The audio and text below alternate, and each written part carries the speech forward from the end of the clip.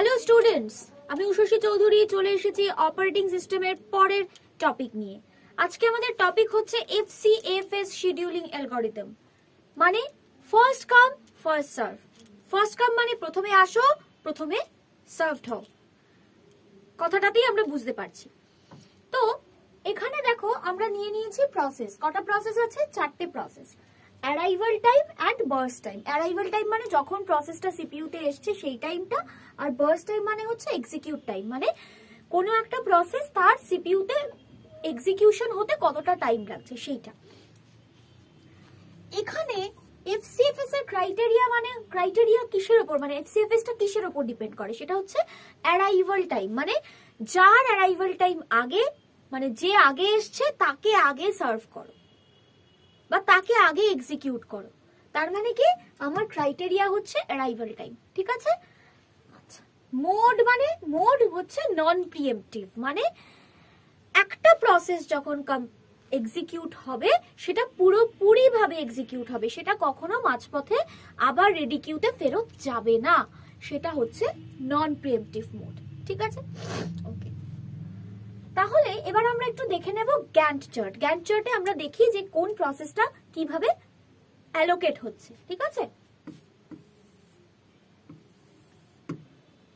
0 থেকে সবসময় আমরা স্টার্ট করি, এটা হচ্ছে টাইম। প্রথমে কে এসছে? 0তে P1 এসছে, তাহলে P1 কে আমি কতক্ষণ এক্সিকিউট করাবো? 2 টাইম ইউনিট। কেন?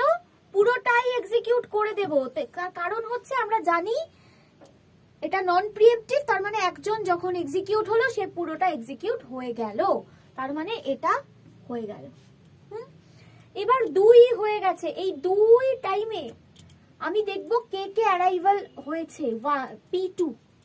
P2 অ্যারাইভাল হয়েছে, তার মানে হচ্ছে P2 কে অ্যালোকেট করে দিলাম। একে কতক্ষণ চালালাম? 2 টাইম ইউনিট, মানে এটা হয়ে গেল 4 হয়ে গেল। এবার আমি দেখবো এই 4 ইউনিট টাইমে কে কে অ্যারাইভড হয়েছে। এখানে দেখি তো 4 ইউনিট টাইমে না, 4 ইউনিট টাইমে কেউ অ্যারাইভড হয়নি, তাহলে কি হবে? 5 ইউনিট টাইমে এসছে, তার মানে কি 4 থেকে 5 এই টাইমটা কিন্তু সিপিইউ আইডল বসে থাকবে।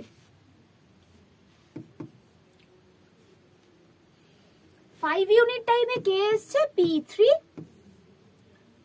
কত আছে? 3, তার মানে 5 আর 3 তে 8।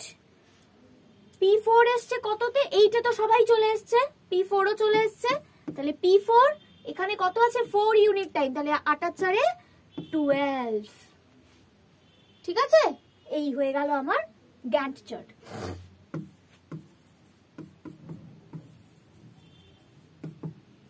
ঠিক আছে, ওকে। এবার হচ্ছে কমপ্লিশন টাইম। কমপ্লিশন টাইম মানে যে পয়েন্ট অফ টাইমে একটা প্রসেস কমপ্লিট হয়েছে।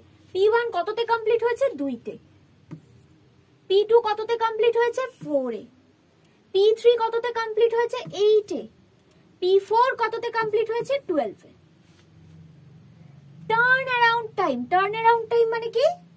Completion time minus arrival time. Completion time minus arrival time.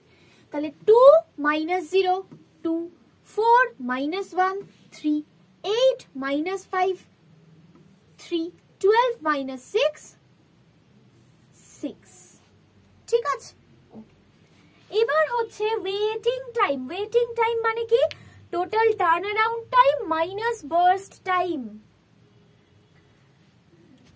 Turnaround time minus burst time 0, 3 minus 2 1, 3 minus 3 0, 6 minus 4 2। এই হয়ে গেল আমার waiting time. Response time. Response time আমরা কি বলেছিলাম? যে একটা প্রসেস যখন সিপিইউ কে ফার্স্ট পাচ্ছে মাইনাস তার অ্যারাইভাল টাইম। তাহলে P1 ফার্স্ট সিপিইউ কে কখন পেয়েছে? 0, মাইনাস অ্যারাইভাল টাইম মানে 0 মাইনাস 0 0। P2 কখন পেয়েছে? 2-তে, মাইনাস অ্যারাইভাল টাইম মানে 1, 2 মাইনাস 1 1। P3 কখন সিপিইউ তে পেয়েছে? 5-এ। কখন অ্যারাইভাল টাইম? 5 মানে 5 মাইনাস 5 0। P4 কখন পেয়েছে সিপিইউ কে? 8-এ। আর অ্যারাইভাল টাইম কত 6, তার মানে হচ্ছে 8 - 6 2। তার মানে আমরা দেখতে পাচ্ছি ওয়েটিং টাইম আর রেসপন্স টাইম কিন্তু সেম। তার মানে যখন নন প্রিএম্পশন হচ্ছে তখন কিন্তু আমাদের রেসপন্স টাইমটা ক্যালকুলেট করার দরকার পড়ে না। কেন? Response time and waiting time কিন্তু সেম হয়। এবার যদি কোয়েশ্চেনে থাকে অ্যাভারেজ ওয়েটিং টাইম, কিভাবে বার করব? 4টেকে প্লাস করব divided by number of process. Turnaround time average তাও সেম, টোটালটাকে প্লাস করব divided by number of process. Average response time same, 4টেকে প্লাস করে ডিভাইডেড বাই 4। আশা করি বোঝা গেছে।